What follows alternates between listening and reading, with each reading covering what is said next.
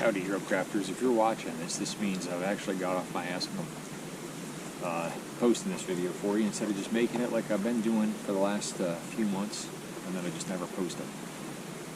With that said, we're going to have a little fun today. One of my passions is guns, obviously. And this is a 686 Smith & Wesson. That's loaded. This is a 7-shot. Muzzle's going over my head. 7-shot. 686 plus. Now here's what's funny about this. I am not a fan of a full lugged gun. I actually really wanted a 66 6-shot stainless, and my gun store didn't have it. And this one has your Hillary hole. And for the longest time, I kept that Hillary hole wide open because I used it to oil our hole. Drop it in, lube the internals. I've since bought one of the plugs from T and something, and it fits really nice. I just did not like the look of that lock. It had nothing to do with anything else. Functionality-wise, Jerry Mitchell had gone on record talking about how they were reliable and how they worked and everything, and then once in a blue moon you'd see somebody had a failure with them or without. And I will tell you, with a revolver, just like a single action, I love that half lug design from like a 5.5 inch to a plus barrel.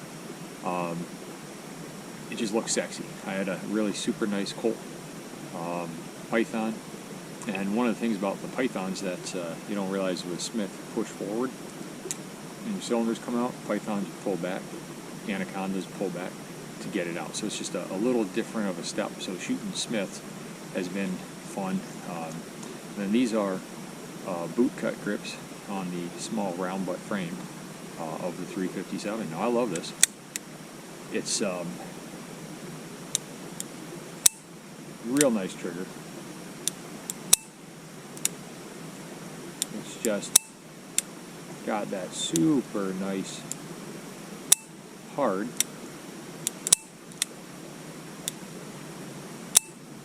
So it's got a nice hard but consistent stackable trigger. By stacking I mean I can keep going and I'm able, right there I'm on my breaking point. I can consistently feel that, line my sights up and pull that trigger.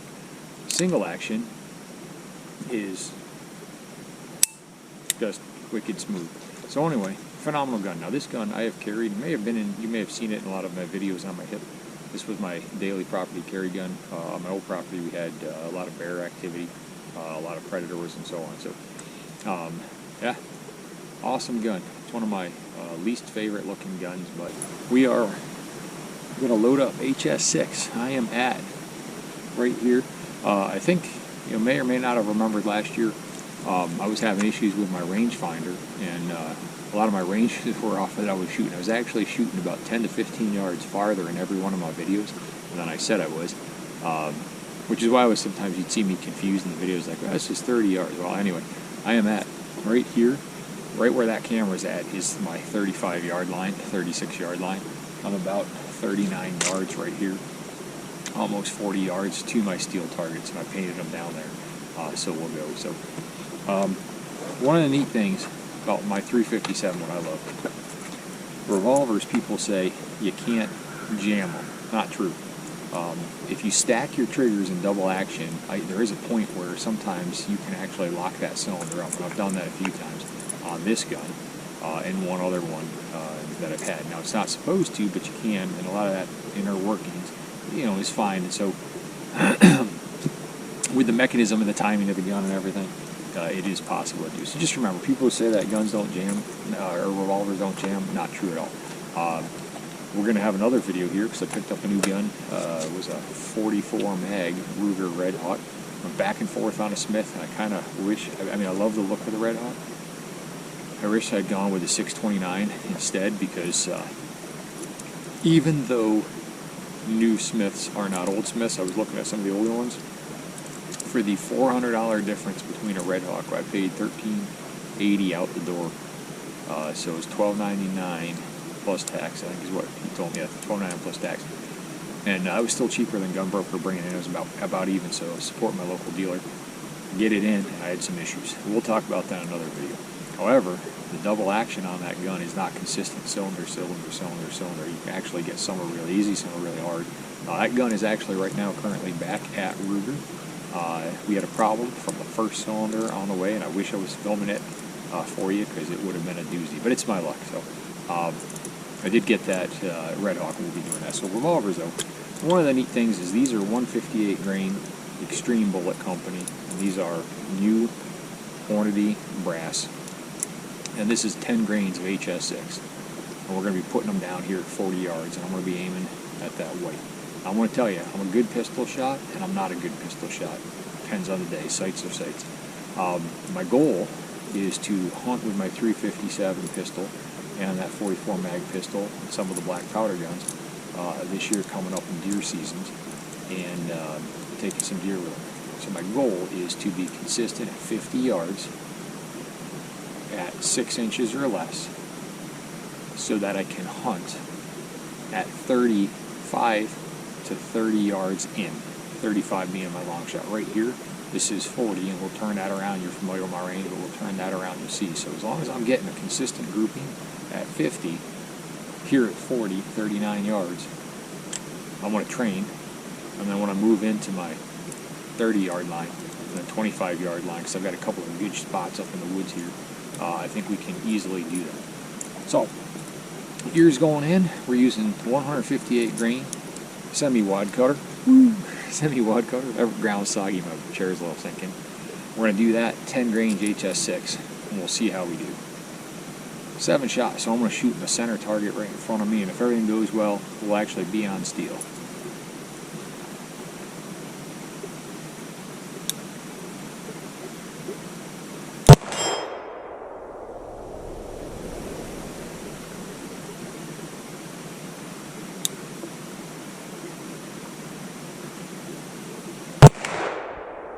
Just over the top.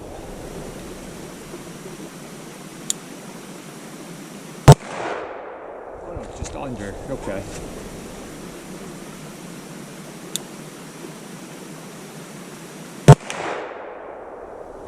Maybe, I don't know. Okay. I see where I'm at. Gun shooting slightly left. These are Armscore 158 grain round nose with 6.8 grains of red dot. So one of the things is today I'm checking this reload. I've shot them before and adjusted my sights slightly, so I'm still shooting a little left. I thought I was shooting over, I could see. So same thing, double action a couple. I'm going to go to the left target and we'll see what we do.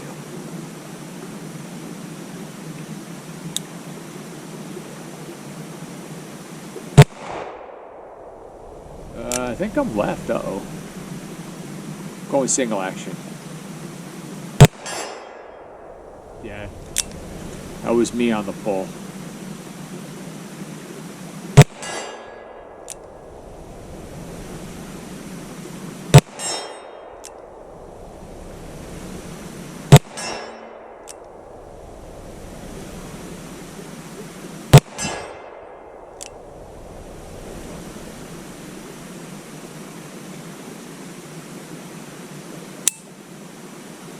Now that was weird. That's what I mean with these guns. Something. It felt like. So I've got to disassemble this gun when we're done. It felt like I was squeezing that trigger really hard, and it finally just dropped. Time to clean her. So interestingly, I am shooting more center because I sighted that gun in with the Armscore 158s. Not the HS6. So I am shooting to the left. I'm going to do 7 more of the 158 semi-wad cutter HS6. It's a much stouter load. It's only 0.8 grains off of maximum, but it seems to be doing really well. So if I'm still left, we're going to come right, and I got a screwdriver to adjust that.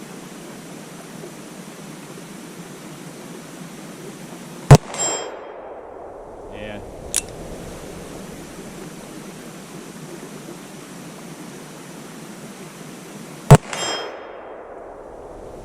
Yep. We're going to make that safe. One of the reasons I'm wearing safety glasses, besides being safe, is I just got some splashback from powder or projectile cutting. Something's hitting me on that HS6 load, and that's not a hot load. I've got 7 or 8 different manuals, and that load's listed in a few of them. I'll have to chrono it, but so let me show you. So my double actions were actually left off target. You'll be able to see in the dirt where I thought I was going over, right up there. One low here, but here's 1, 2, 3, 4, 5, 6, 7. And then we had all those misses in the other one. And so I only got 2 of this last group I just shot. And same thing. This was freshly painted, so 1 high. That was one of the shots. 1 went over, and then I adjusted down. So for the HS6, I got to go over right. I'm going to come over to the right, and I want to keep elevation exactly where it is. That arm score actually shoots really, really good. I can tighten those up a little bit. I'm a little bit rusty. I've been out here shooting at 20 yards with them. Came out last weekend. It was bitter cold. Did some shooting with them. So we'll load up or finish off these other ones in the HS6, but before I do that, I'm just going to take and I'm rinsing my boots off. I'm going to take and adjust that sight probably 1 click over to the right. That's the nice thing about these adjustable sight ones, but we'll do that and then we'll get back to shooting. And remember, if you remember the acronym FORS, F-O-R-S, front, opposite of the direction you want it to go, rear, same. So I want to go to the right, I'm going to turn to the right, which in the case of a Smith & Wesson with no direction indicator is counterclockwise, which is loosening the screw out, which pulls it. So I went 3 clicks this way. We'll see what happens. I'm going to do single action. Again, you're always more accurate with single action, unless you do lots of reps.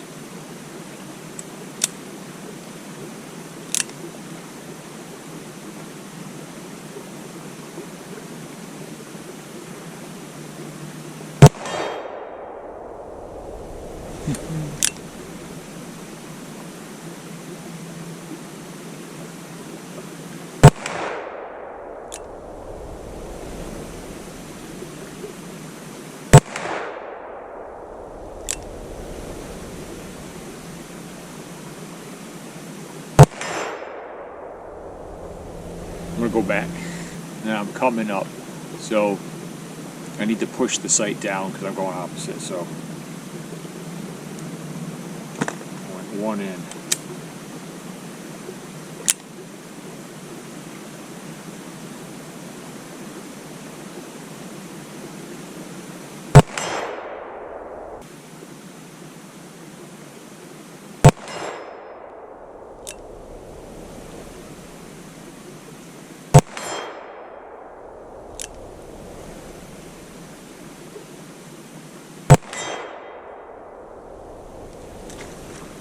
I'm going to come up 2 more clicks.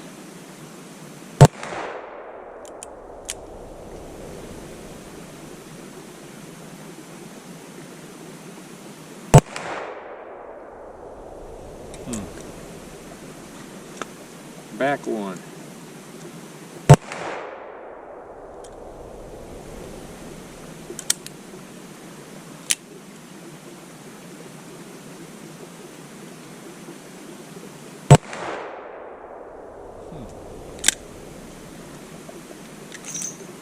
May have screwed it all up.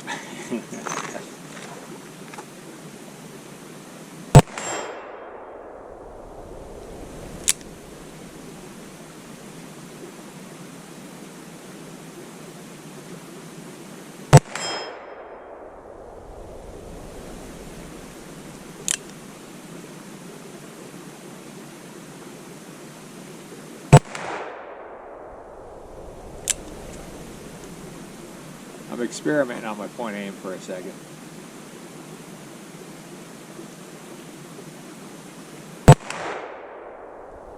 Yeah, I gotta come down.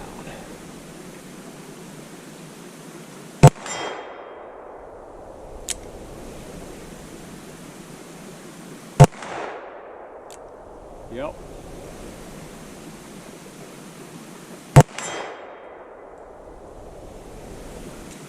Alright, you'll see. So again, that's my 40-yard tree, so I guess my ass is at 40. I'm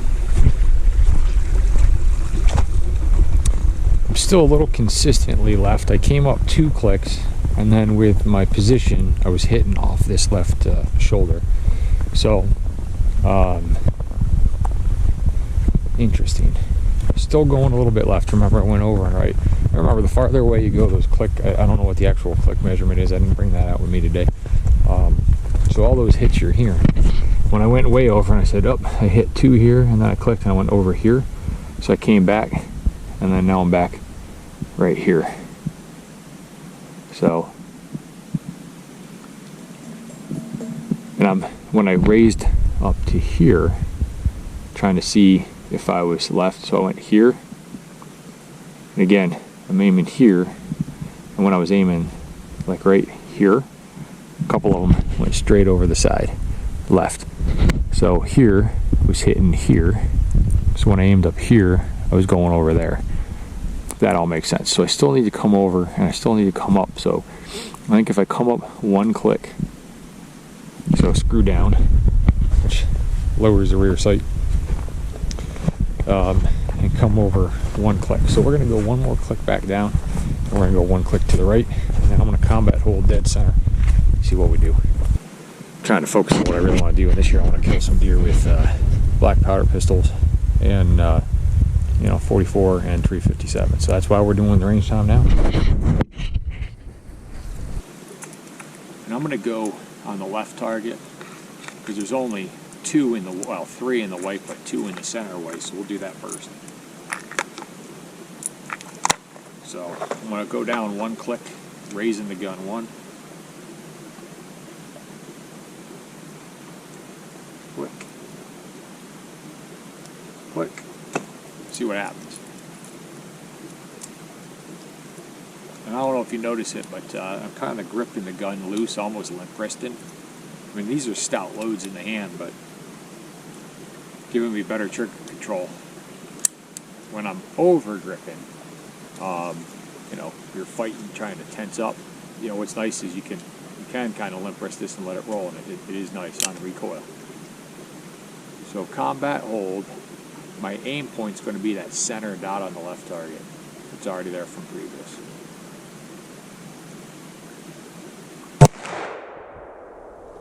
In the dirt.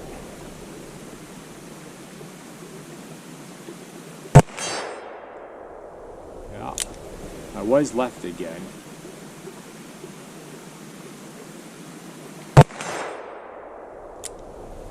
Let's see. I was dead center again.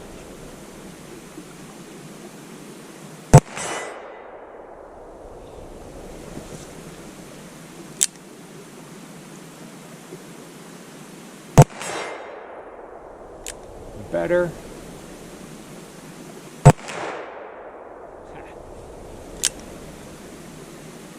Should be click.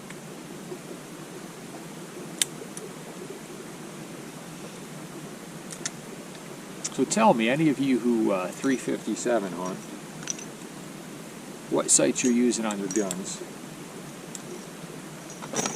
This has the red blade insert, and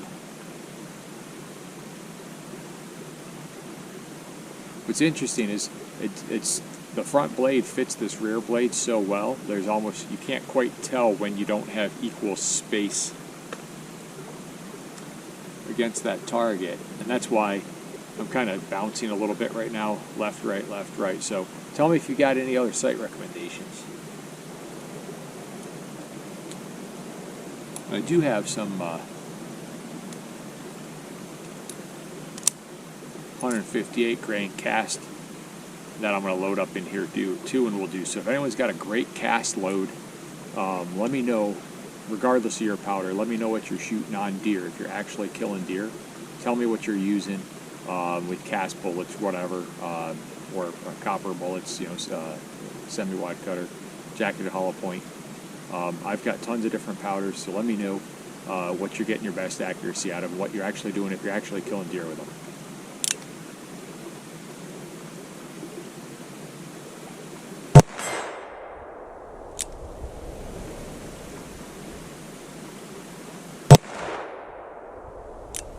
That was just off.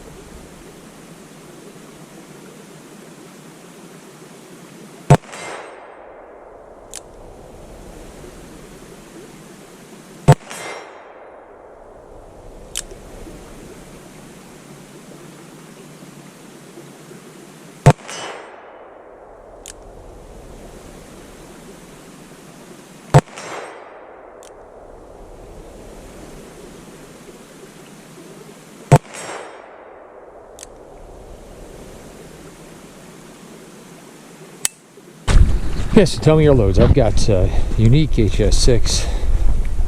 What else would be? Red Dot, Bullseye, Tight Group, 296. But yeah, so once I was looking at my sight picture properly, I kind of could pick up a little bit. I think I should have reversed my colors. I should have done yellow in the middle and white around the edges, because there. But yeah, a bunch going right here. Remember, I had this one, that one, and that one. So these three were from before. But this is where I was consistently hitting those last few once I got my sight picture in. So with an aim right here, and I'm down here. So the farther I go out, and then I come in close, in theory, we should be doing good. Because it's one thing ringing steel, but it's ringing steel consistently in the kill zone. Again, this is a brand new reload for me. Drop those couple here. This is a brand new HS6 reload for me, and looking for full factory load, comparable data. I have not chronoed this yet, but we will. But yeah, shoot me whatever you got. 158 grain, cast 358. If you've got a load that you hunt with and have successfully killed deer with, you let me know in the comments. Same thing goes if you've used even a 38 with a hot load, let me know. Again, realistically on deer, and then also if you've got something in 44 mag, 44 special that you've actually put deer down with, because I've got hand cast for all of that with hardball blend that I'm shooting, and I got some good groups out of that. So let me know, because I really want some real world experience on this. So let's do 30 and see where we're at.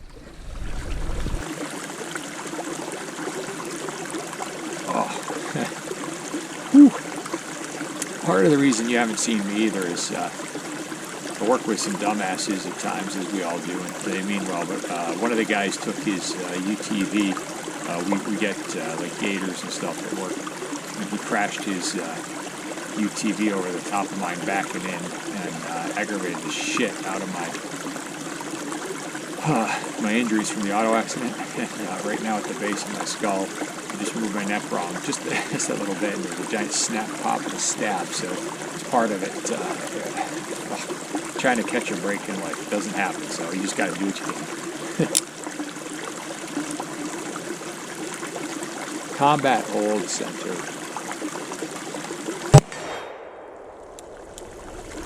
Oh, see that? Look at that. Revolver jam.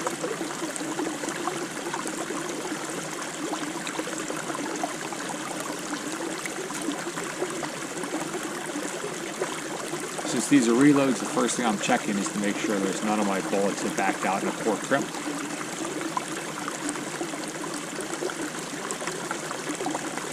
No primers backed out. Back to the position on the closed cylinder. See what happens. Yeah, see? Interesting.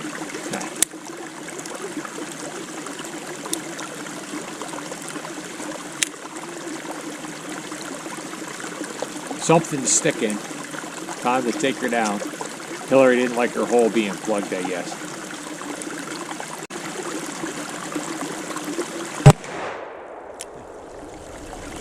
Good focus. But up. That trigger, look at that.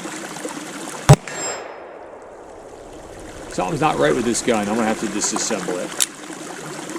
Hillary's hole being plugged isn't a good thing. The shot though, I shouldn't be talking. The shot was in the center. Yep.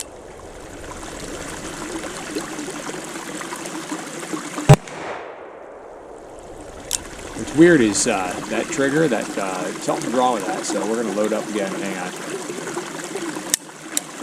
Yeah, I bet you, I wonder if there's not something caught down inside of there, so let's redo this. There's 3 shots on target, 4 shots on target. However many dings you heard, that's how many are on target. Yeah, just so you know, Hillary's hole's been plugged for quite a while now, and I haven't had any issues. I am thinking I might have some debris down inside that mechanism.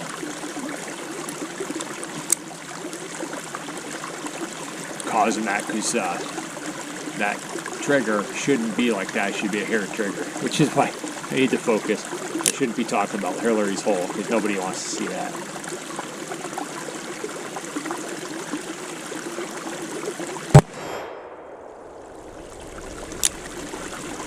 Ting.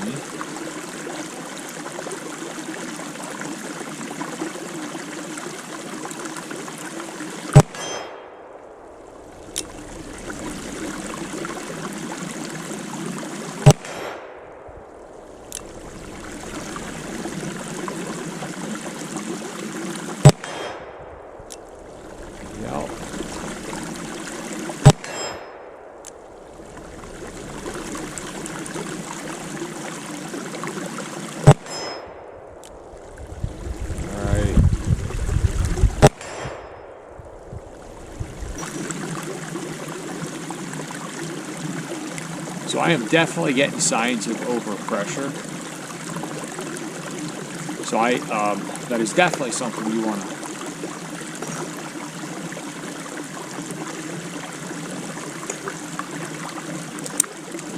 don't want to do. Look how flat that is.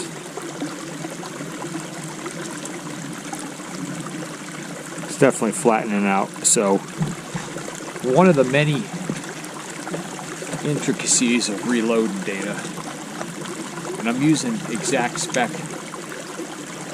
and I'm actually not using Magnum primers, I'm using standard small pistol primers. So one of the many things is as data's and powder production gets better, they, not just for the lawyers, but they will sometimes back down powder formulations, because as powders get better and the development gets better, the pressure spikes get better. You don't have to go quite as high. So the 10 grains of HS6 load comes from the Spear 13th manual, as well as the Hornady 6th, 7th manual, and it's not in the 49th lineman. But HS6, when I called them, said that that's still a valid load. But seeing flattened primers tells me I've got some excessive pressure. So we don't need any of that. So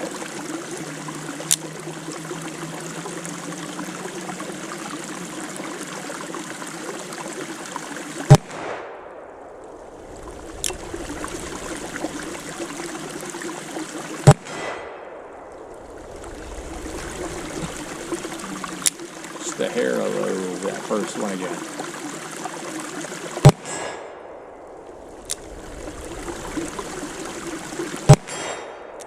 Yeah.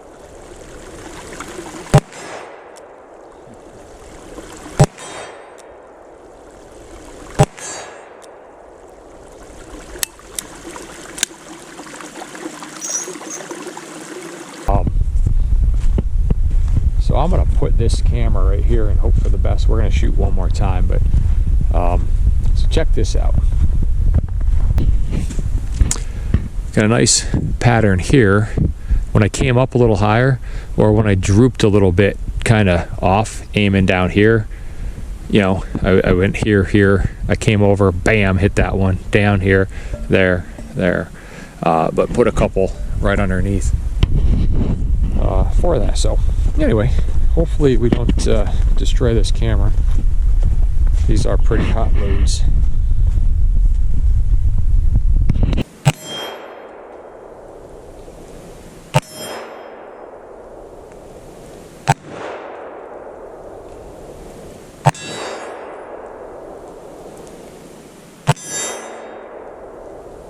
Alright, well, it looks like the camera glitched for a minute potentially.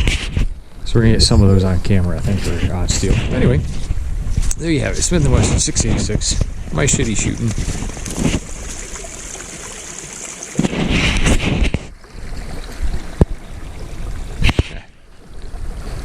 Just showed me a wrench symbol, but I don't know. Anyway, here we go. So 686, Smith & Wesson. My shitty shooting. Revolver jam. Some high pressure. Not all of the brass is showing signs of that. I did load all those on my Dillon. My Dillon does throw true, and I do check every few rounds going through. It was dropping true at 10.0 HS6. Anyway, a little bit better. That is not a fantastic consistent. And once I get 7 shots in a row consistently, and then I get my cold bore shot every time, that's the distance I'm going to shoot at. So anyway, send me your loads if you got them. Comment below. Because I'm showing a little bit of sign of overpressure, and I am getting some variation, and I'm going to watch this video back with the impacts. Bad for grouping, good for experimentation, because I had the camera facing there and I got back here, as I always do. My mind starts to think of things. So I aimed a hair low, drooped my wrist down, which kind of brings your gun plane down. I hit once and then I missed once, doing that in a couple of different spots, and then I tried a slightly different hold, and then I went back to combat hold, and hold in between. So, but I think, just like anything, load experimentation, I think if I come down half a grain to 9.5, that'll take care of that pressure primer pocket flattening, primers flattening, and you could even go down, you know, as low as 9. But I think if I'm at 10, split the difference between 9 and 10 is 9.5. Split that, you're 9.25. Might be the way to go. Anyway, hope you enjoyed it. I'll try to edit out some of the slow parts, but this is one continual take. Camera actually held together for all of it. Did make some weird funny faces at me as we're going, but we'll get this up, see what you think. Thanks for watching. Everyone stay safe.